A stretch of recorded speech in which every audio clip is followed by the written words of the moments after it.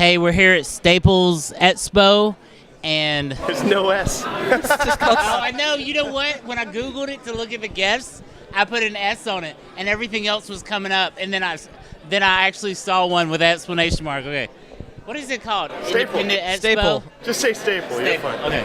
I'm putting this in. I know you are. This is a Borat thing, right? I don't even know where I'm at.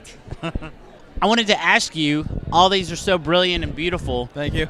So, do you design any of these, or do you take them from artists, or how do you go about this process? I design most of them. Nakatomi started out as just, I wanted to get an artist collective together and print artwork by other artists.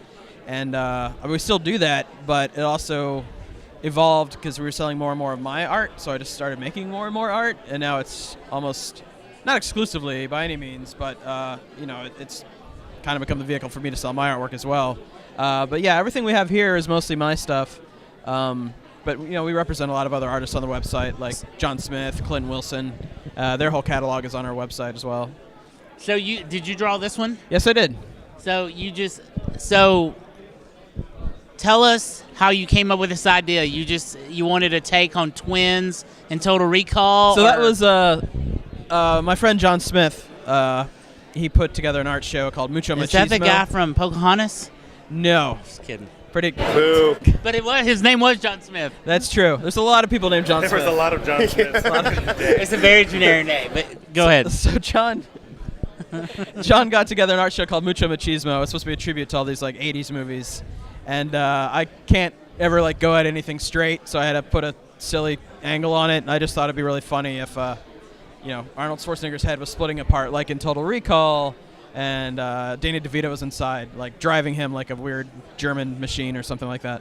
That's incredible. Actually, he's Austrian, I believe, not German. But yes. So it's like if in Total Recall the lady's head splits open and it's Arnold, then Arnold's head splits open and it's Danny DeVito. Because they had, 3 or 4 films together. And yeah, so it's just kind of like a mashup of Twins and Total Recall and all that fun stuff. So do you just sketch it out first? Do you do it that size to begin with? So that one and the Bill Murray right next to it were actually drawn at 8.5 by 11, and then I scaled them up in Photoshop for the coloring. When I'm doing a portrait, I like to draw a little smaller. Lets me keep my proportions in line. Some things I draw bigger and shrink it down. It just depends on what I'm working on at the time.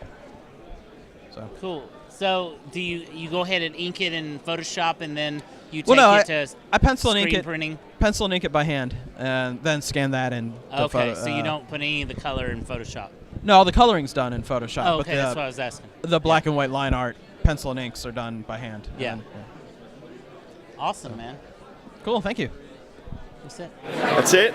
Well, That all you got for me? Unless you want to tell us more. I could talk about myself all day.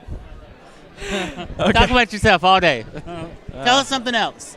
No, it's just, I like being here. Ask about the unreal estate stuff. The what? Unreal estate. Just ask about that and it'll tell you and you'll know. Tell me about the... This is like Idiot Abroad. Is that what's going on? That's what he loves. I'm really a smart guy. I'm just dumb. Oh, I know.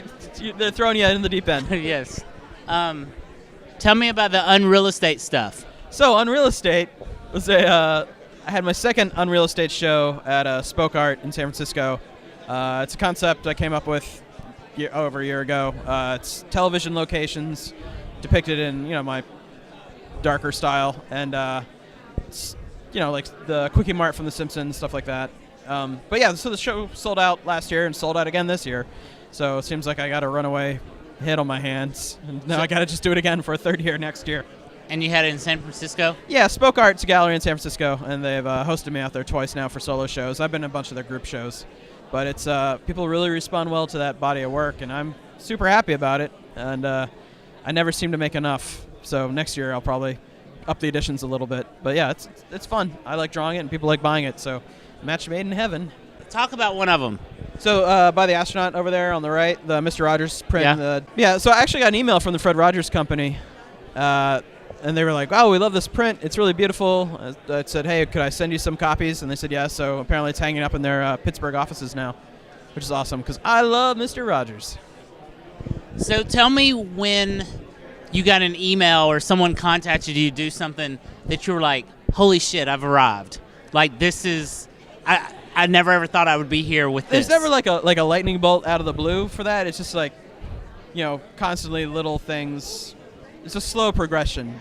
Like from looking from the outside in, you might go, oh, that's like an overnight success, but it's just like a million little steps gets you to where you want to be. But nobody's ever contacted you for a special request that just kind of blew you away, like. A couple years ago, the guys from Breaking Bad got in touch with me because they liked the print I did with the RV in the desert, and they said, hey, could you send us some copies? We'd love to. And so I sent them like 50. They gave it all to cast and crew. I thought, oh, that's cool, that's sweet, that's nice of them. So they paid you for this, or they just? No, it was just, I said, hey, I love it. Yeah. The show, I'll send you guys some. And they sent me back this like gift box that had all these autographed script in there and like props, Better Call Saul matchbooks, and stuff from the show. And it was amazing. I felt pretty good for a couple weeks off that one by itself. So. Well, how did they discover it? Do you know how they discovered I it? saw it online. I mean, it populated through a lot of the film blog websites and stuff. So that was nice. That's awesome. Yeah. It's great. Pretty happy about it. Done? I guess, unless you're going to have to spoon feed me some of these questions. I'm not like a comic book nerd like you're just he is. a pretty face. But You're just a pretty face. I'm a tired face. But my English sometimes comes out screwed up half the time. It just did. Yes, there you go.